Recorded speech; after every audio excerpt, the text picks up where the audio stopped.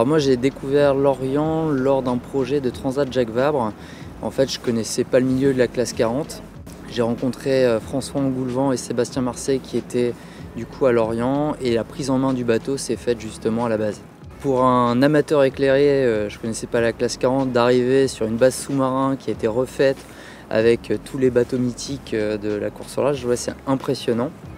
Et puis c'est vrai que du coup, dès qu'on commence à bricoler, à toucher au bateau, c'est vrai que l'Orient, il y a tout ce qu'il faut. On peut tout faire à pied ou en vélo, c'est quand même ultra pratique, il y a tous les professionnels. Et c'est vraiment le centre, je dirais, pour préparer un bateau. On a aussi un terrain de jeu incroyable vers Groix, on peut vraiment s'entraîner sur différents supports, que ce soit mini Figaro, multi, enfin je ne suis pas multi mais classe 40. Et il y a aussi, j'ai eu la chance de participer avec François Martin à un stage de Lorient Grand Large. Et là c'était incroyable de se retrouver avec les pros comme Crédimut et puis Tanguy, et voilà, d'avoir un vrai coach pour nous préparer, c'était vraiment incroyable. Je me souviens très bien de ma réaction par rapport à l'annonce du Globe 40 parce que j'étais ici à la NCR avec Sébastien Marseille et j'ai rencontré Manfred.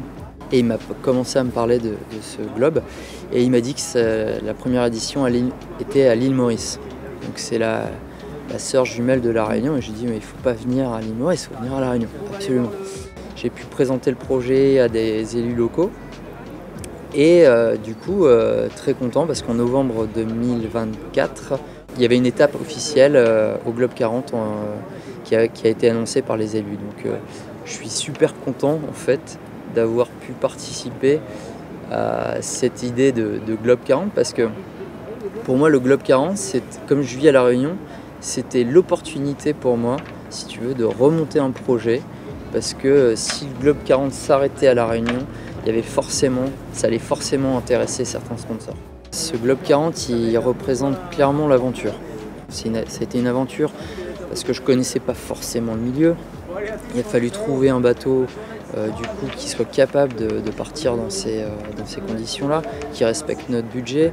On a dû monter aussi un équipage réunionnais parce que c'est un projet 100% réunionnais. C'est une aventure aussi pour la famille, c'est une aventure, on se prépare à faire le tour du monde en passant par les 3 caps mythiques, donc c'est assez incroyable.